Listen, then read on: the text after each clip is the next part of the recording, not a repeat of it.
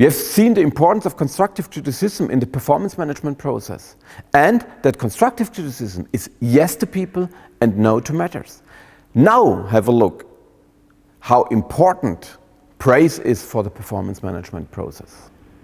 For that, I have prepared four key questions. For that, I have prepared four key questions. Key question number one is, what are the fundamentals for professional praise? Second one is, what are the objectives of a praise? Next one is, what do I praise? And last one, let's have a look on the part, how do I praise professionally? So let's start with the first key question. What is the fundamental of a professional praise? So what is the fundamental of a professional praise? So let's have a look with an example. Just imagine you delegate a task. This is the objective of the task, and of course, within the delegation, you gave your employee some frames. And in the delegation, by the end, you remained very concrete, meaning you defined, let's say, a monitoring day, a sure fixed day. And your employee was working on the task, and at the sure fix, at the monitoring, when you control the first result of the work, you saw that that work was really, really nice and between your frames. So what would be the objective now of a praise? Right, absolutely, acknowledgement. It's the one thing. What do you, yeah, right, I tell him he's on the right way, yeah, right way. Yes, I saw that, yes, correctly. Increase confidence, so I give him confidence. His personal confidence, yeah, absolutely. And last but not least, you're right, motivation. I increase also, or I keep the motivation for going forward with the task. So you see, if you do professional praise consciously, there are fundamentals, objectives behind it. So let's have a look on the objectives of praise. I just give you an example. Just imagine you delegate a task, yeah? And within the delegation, of course, you remain concrete and said, hey, let's have a look in 1 week and let's check the process together in doing the task. Of course, this is the monitoring day. And at the monitoring day, you see that your employee was performing the task very well. So you were absolutely satisfied with the first draft, with the first concept of the delegation. So what are now the objectives if you praise in that monitoring, in that you fix your employee? What are the objectives? Absolute. First objective, give him confidence. Right. What else? Acknowledgement that he did a good job till now. Yes.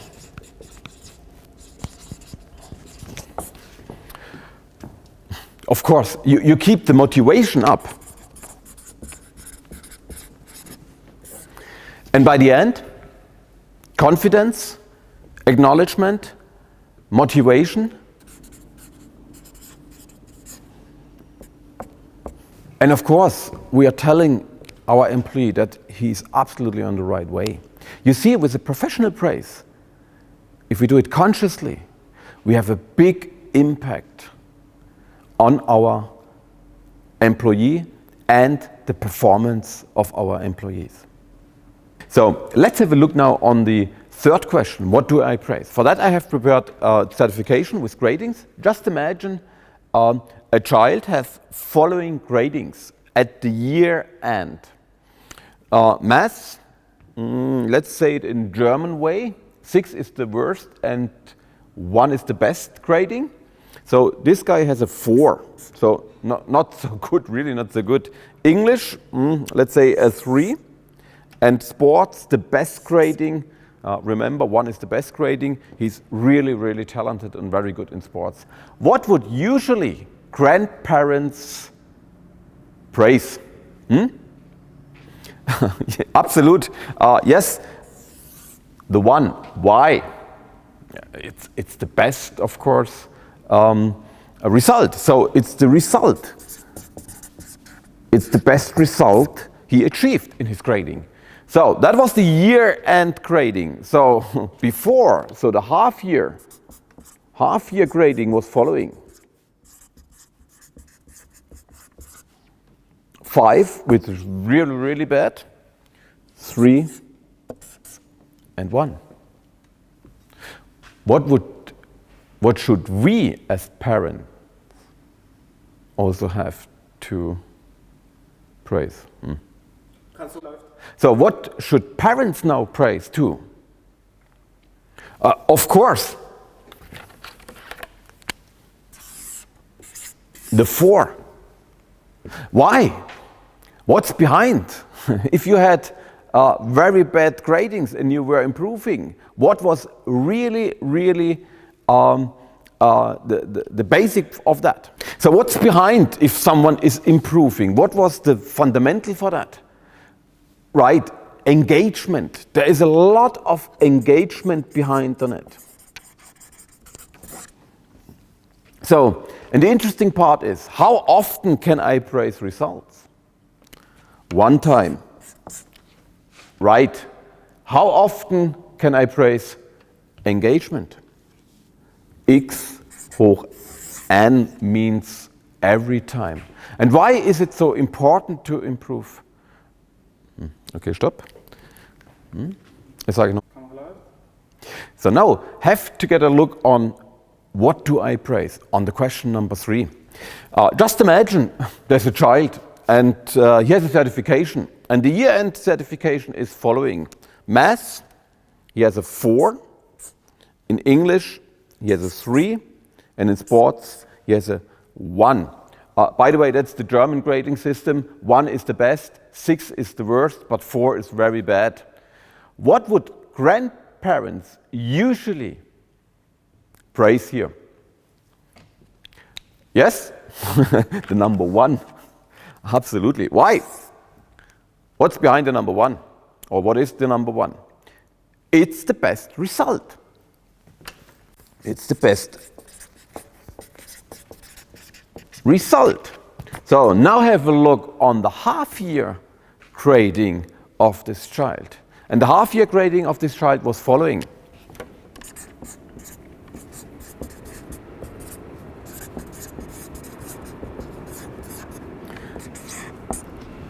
In math, he had a 5, which is really worse.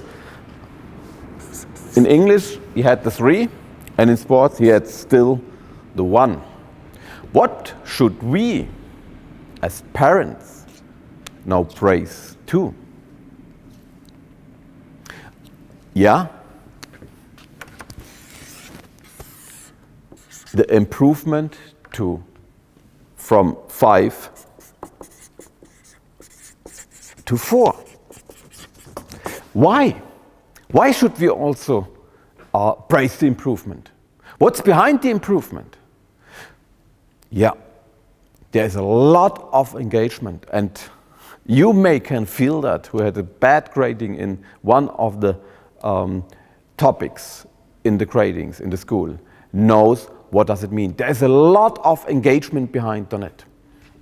So there is engagement. What would happen if we would not praise the engagement of this child?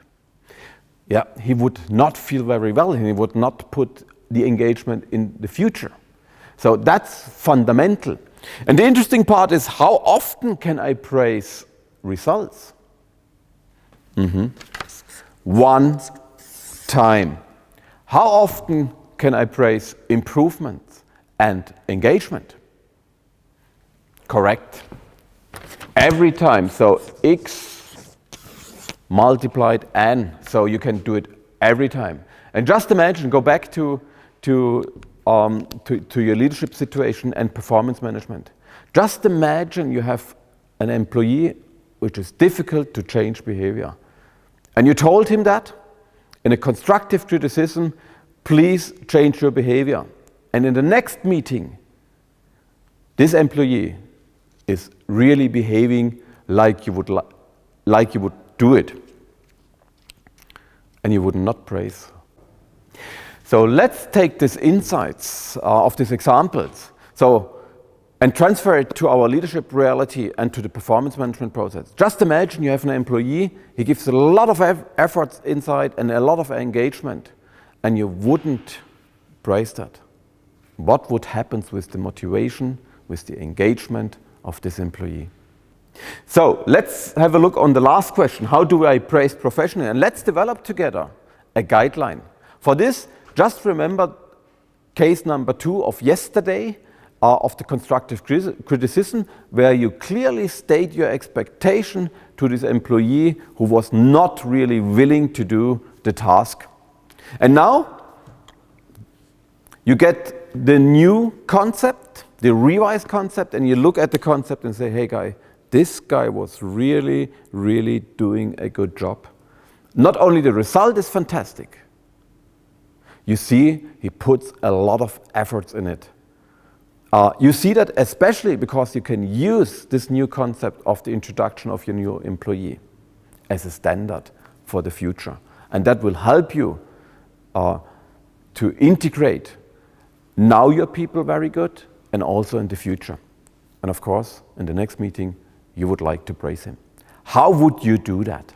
So prepare in pairs, 2 minutes to prepare for preparation, and then we do the role plays. Why it's so important to express personal feelings and praise? Let's have a look together. And behind on it is the Iceberg Model. And I just want to share with you the Iceberg Model. So at the Iceberg Model,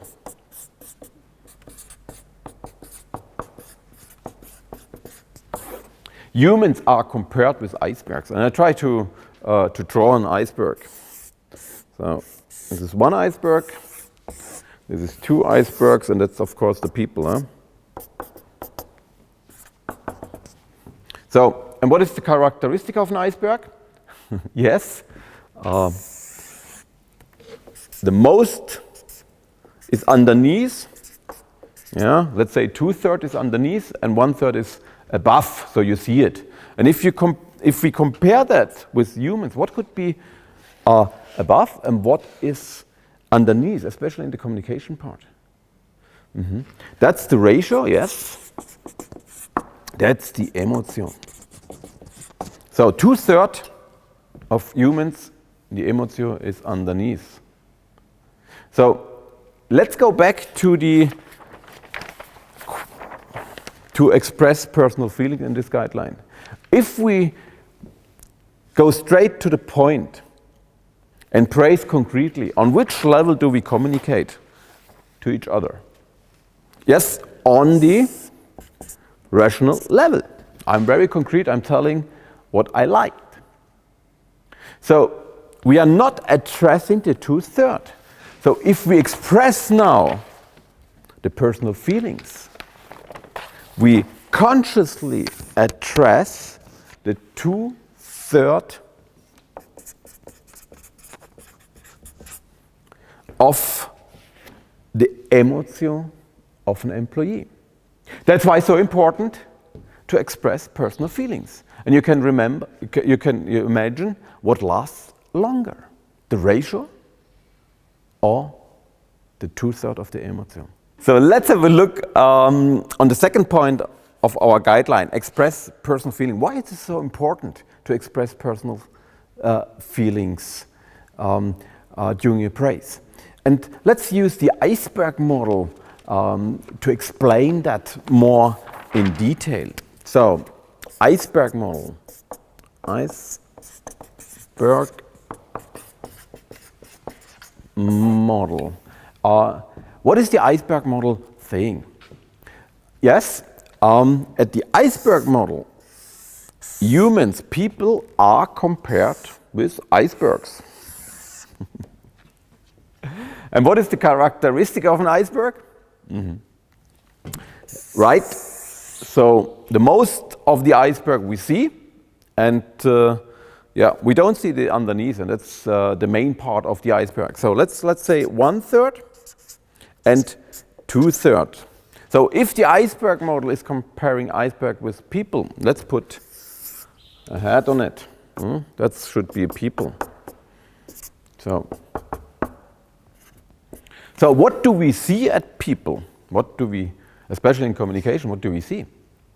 Yeah, that is called, right, the ratio. So we see, we hear what people are saying. What do we don't see at people? Their feelings, maybe they don't express the feelings. So if you look at that, it's called the emotion. So if we look at iceberg and people, 1/3 is on top and 2/3 are underneath. And the iceberg model says clearly, ratio, you see, you can hear, and emotion, you don't see. So let's go back to the guideline. Express your personal feelings.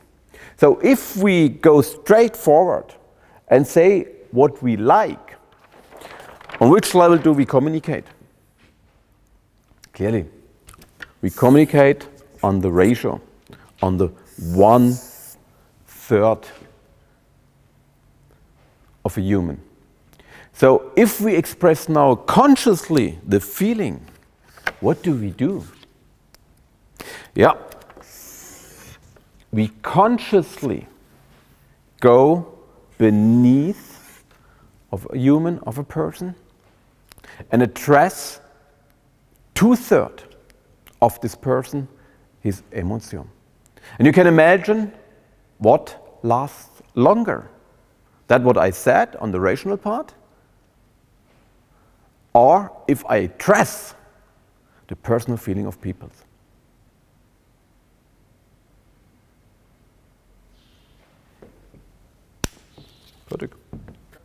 So we have seen the impact of the informal feedback with their tools, praise and constructive criticism on the performance management process. Let's jump directly now to the formal feedback.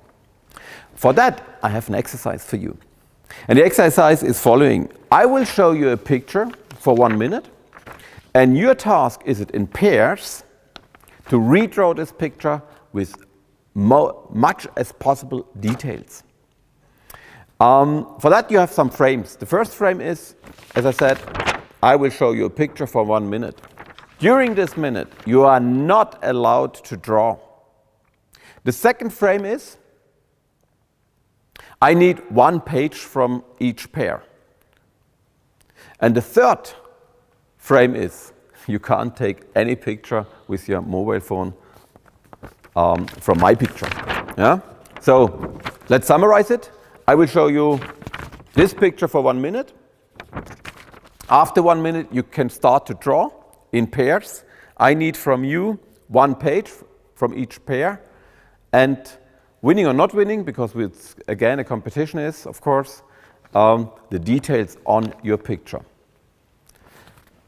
It is not allowed to take any photos with your smartphone. Let's start. Okay. So if you look at the originals and in your picture, what do you see? Yeah, they're different, of course. And if you look at the details, there's a lot of matching with the original picture. How did you manage to get so much details on your pictures? You did it together. Do you think if you would do it by yourself, so everyone individual, do you think you would manage to get so much detail on your picture? No. So if we summarize the message of this picture, of this exercise, what is really, really important? And then we can transfer also to the formal dialogues. Yes, it is bringing the both picture together to one more detailed and more whole picture. And that is the message I would like to bring over. So if you do formal dialogue, kein Problem. If you conduct formal feedback, please remember the idea of the formal feedback is, first of all, bringing the picture together, and secondly, of course, and that's performance management at Geberit, to develop measurements for improvements if they are necessary. If we do have a perception filter, who has also a perception filter in our team? Of course, our employees. So if our employee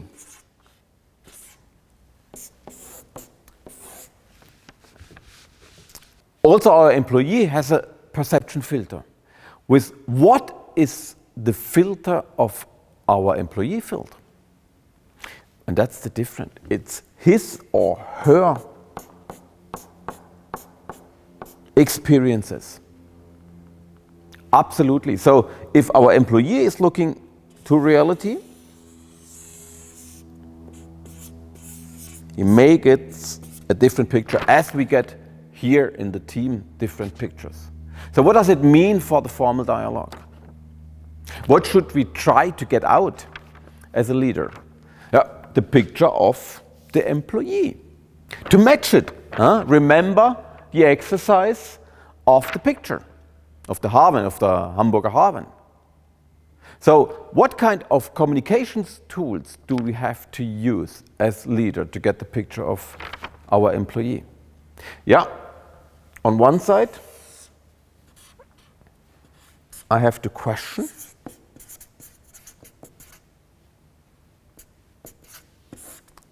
I have to make questions, I have to ask. On the other side, is it enough? I have to understand, I have to hear, I have to actively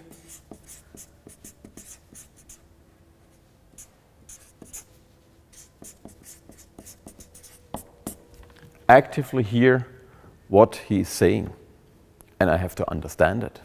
So that's the art of question and the art of hearing, listening. Let's use both communication tools and the insight of your picture, my picture now for the formal feedback dialogues. So how many pictures did we had here in this group to this reality? This is a reality, guys. This is a paper. You can just, you can touch it. So the picture is the reality. So how many different views did we had? Quite a lot, huh? Around about 10, 12 different views to this reality. Why is that? Why do we have, as a person, as a human, different views on realities? Yeah, we are looking reality through glasses. Yes, you're right, absolutely, through glasses. So if we look, let's put it on the flip chart. If we look to reality, we look through glasses. How can we call these glasses? Yeah, you know it. It's our perception filter. This is the perception filter.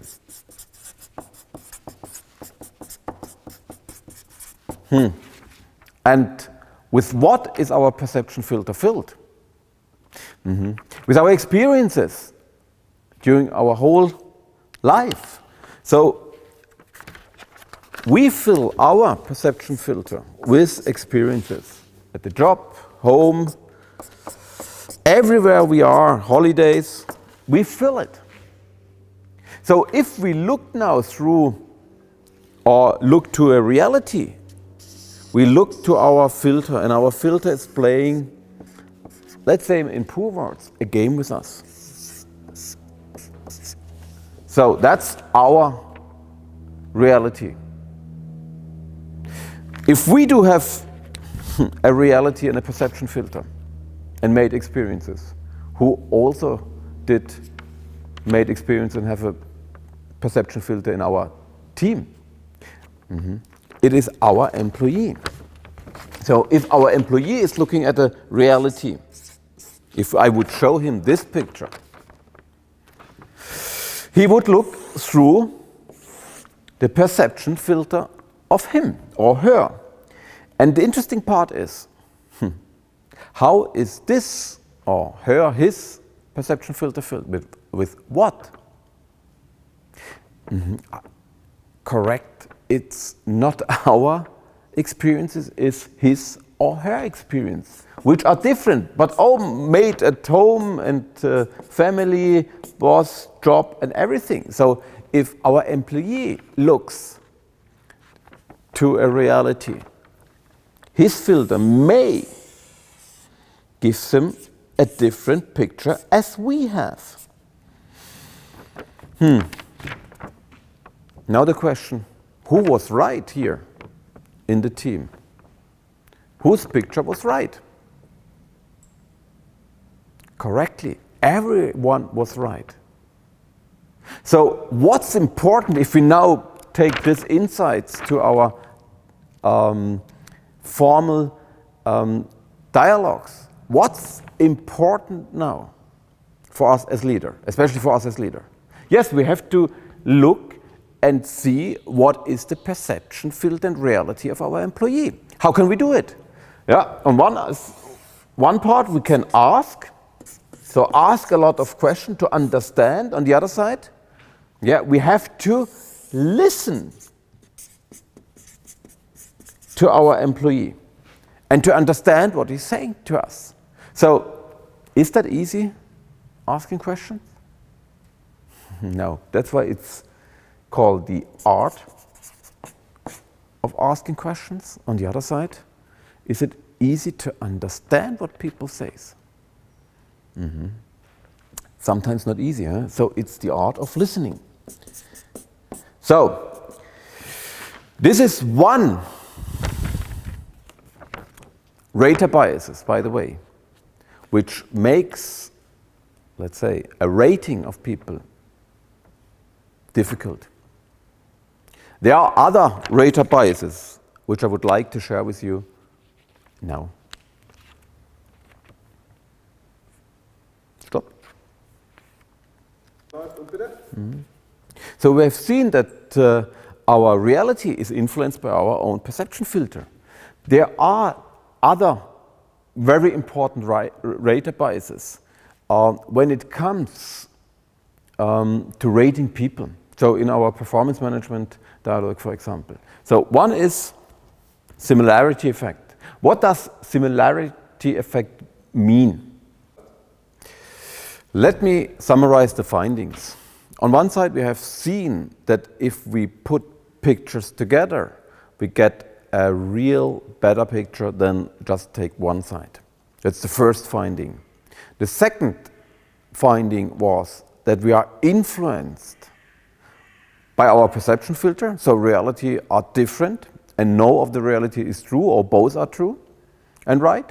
So let me summarize the findings. On one side, we have seen that if we bring pictures together, we get a better holistic picture. That's the first thing. The second part was, if you look at the rater biases, we have seen a lot of rater biases are influencing if we rate people. So, using these findings, let's have a look how we can perform people and goal-oriented formal dialogues. For this, I have the next exercise and the next case for you. Let me summarize also here the year-end dialogue guideline. Step number 1, create positive atmosphere. Step number 2, review last year. And if we review last year, we review first of all the objective, so what is the achievement of the objectives, and we have seen we use the methodology of your picture, my picture, meaning we asked first the employee of his view and his picture. If we can confirm, we say yes, I agree. If we not confirm, if we are not agreeing, we can complement our picture. After reviewing the task objectives, we review the competences, our core competences at Geberit. Also here, please start with the strengths. And when you start the strengths, use the methodology, your picture, my picture, asking first the view of our employees and then to add or to correct our view. By the way, correcting, we have seen there is a better way than correcting directly if I'm not agreeing. Of course, not if a lot of competences grades are different, but if one or two are different, we have seen that the technology or the technique of parking that has a lot of advantage. After we have talked about the strengths, we talk about the improvement areas. Also there, very much important. We saw here, especially here, very important to ask first the employee of his view, then adding our view. And the main issue was here, as we saw at the role play, is really, really ask, what do you propose to improve these competences? Think about, as we said, only competences if they are really necessary. So step number 3 is, after reviewed last year, to prospect on the future of next year. So here it's time to define development goals, measurements, objectives, or if there are no objectives, main task of the employee. Step number 4, the message with respect to talent evaluation. We have seen yesterday in the morning that performance management is not only focused on the last year, talent or performance management is also focused on the future, on the next 12 months. And here we have to give a statement.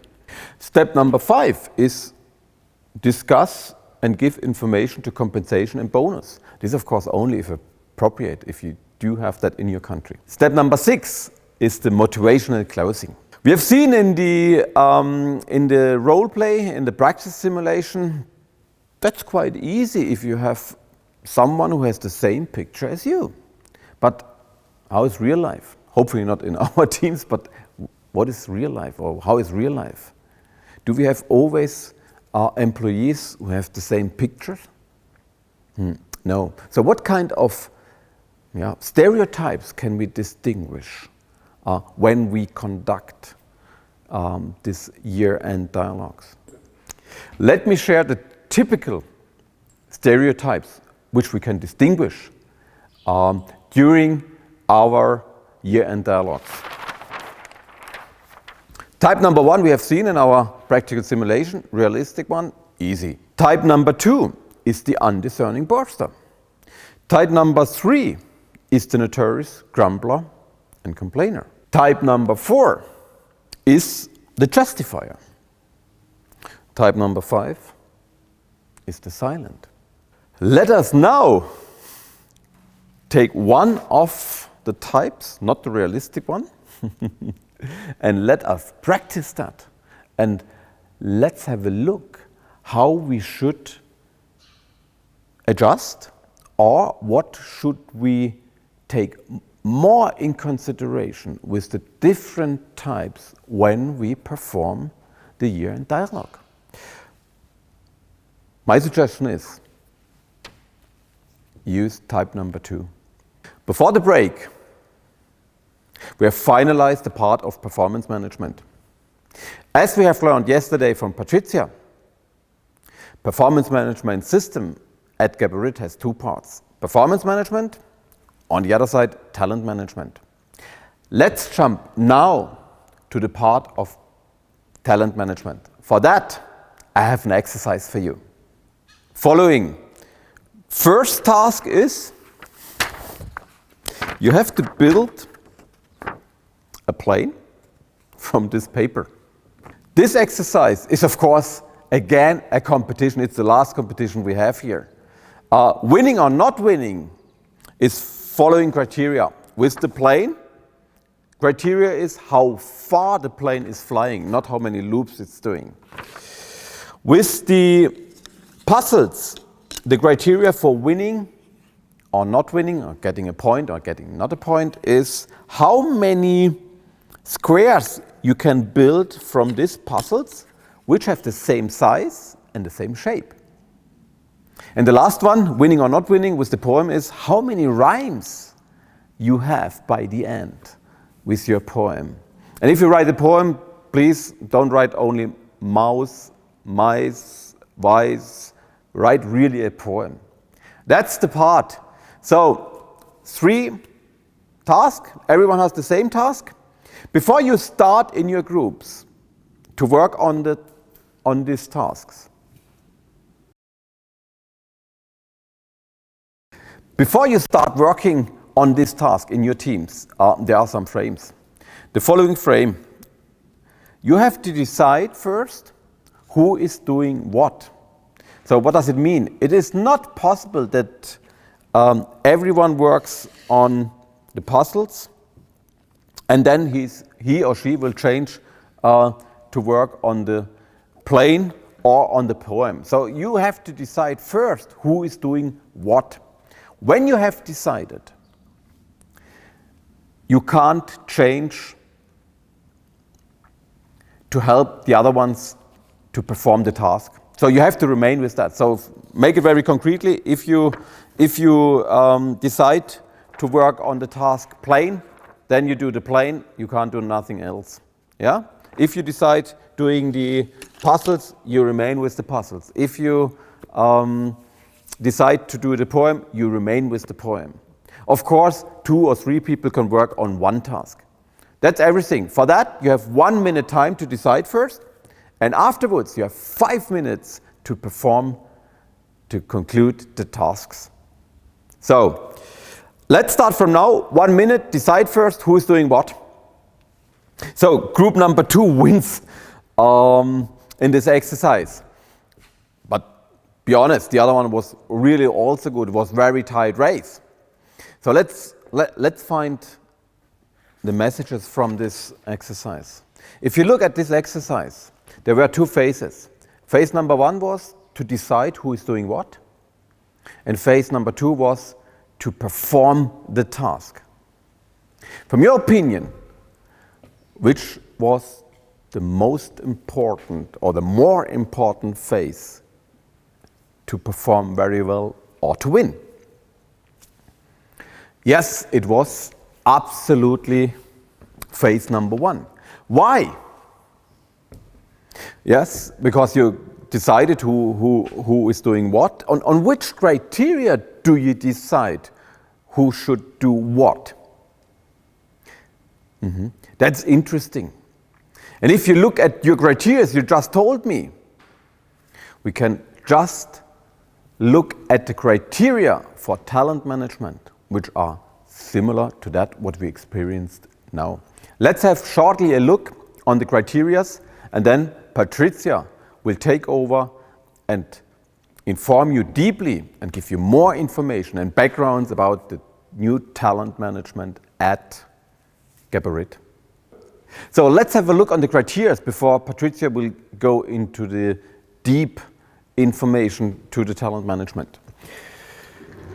So we have seen past, performance, objective and competences, and here for the next 12 months the part of the talent management and the talent criteria as we experience in the exercise is one part the motivation commitment as we had here in the exercise, plain, poem and square. Ability to change, that was really necessary with the puzzle, to change, to adapt. Learning ability was a part of the puzzle, and result orientation, that was in every 3 exercises. So you see, ist blöd, ist zu viel. Let's summarize the findings and the criteria you just told me and transfer it to the talent management of Geberit. So here are the criteria. Motivation, commitment, that was the first one. Ability to change.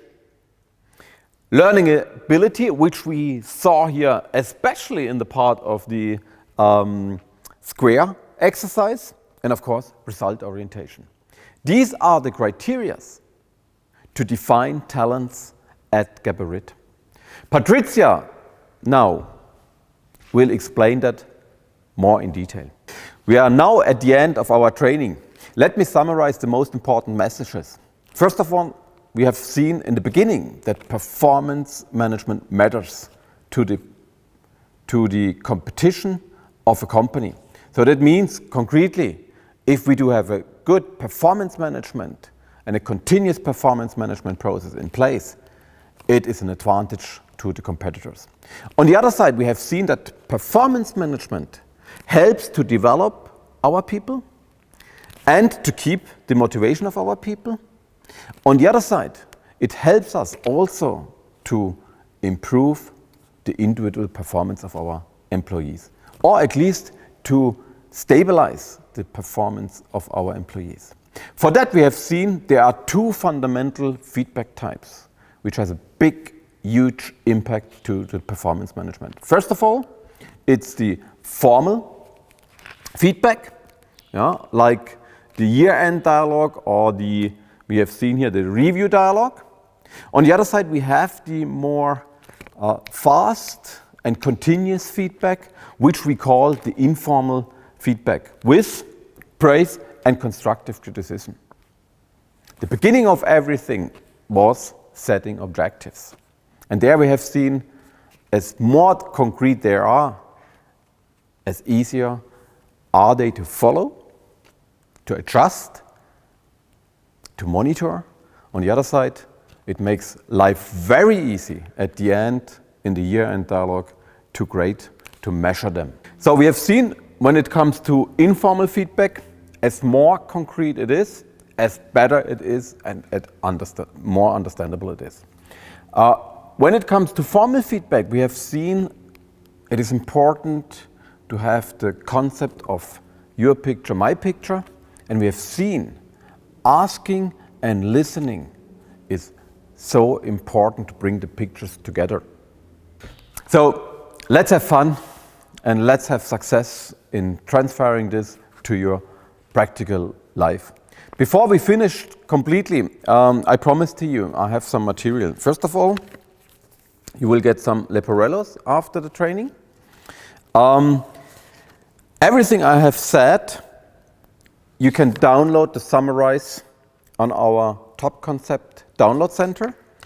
And of course, I do have some worksheets which you can use in your daily work. But before you get that, let's give us feedback. For that, I will share with you the feedback form. Have a wonderful time, have a successful time. It was a pleasure for me. Thank you very much.